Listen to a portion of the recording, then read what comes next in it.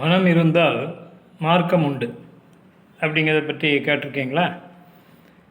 இந்த மனம் இருந்தால் மார்க்கம் உண்டு அப்படின்னா இதுக்கு என்ன அர்த்தம் அப்படின்னாக்கி, சில நேரம் நம்ம பஸ்ஸில் எல்லாம் போவோம். அது 3 சீட்டு உட்காரக்கூடிய சீட்டாக இருக்கும். அதில் 2 பேர் மட்டும்தான் உட்காந்துருப்பாங்க. சார் கொஞ்சம் தள்ளி உட்காருங்க சார், நான் உட்காந்துக்கிட்டேன் அப்படின்னா, அதில் முன்னாடி பின்னாடி போய் உட்காருங்க, இல்லை முன்னாடி போய் உட்காருங்க, இங்கே வேறு ஆள் வருதுமா. பஸ்ஸு கிளம்புற வரை பார்த்தா ஆள் வராது.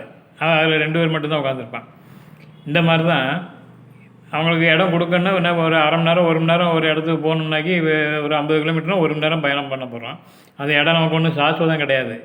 இருந்தாலும் கொஞ்சம் இடத்த தள்ளி விட்டு கொஞ்சம் உட்காருங்க சார் அப்படின்னு சொல்லி அந்த மனப்பான்மை மக்களுக்கு வராது. இது ஒரு ரீசன், இதையும் சொல்லிக்கலாம்.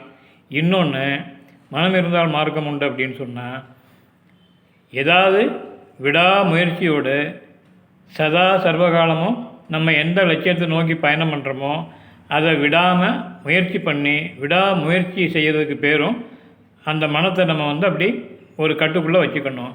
இப்படி இருந்ததுன்னா மனம் இருந்தால் மார்க்கம் உண்டு. அதுக்கு ஒரு நல்ல வழி கிடைக்கும். நன்றி, வணக்கம்.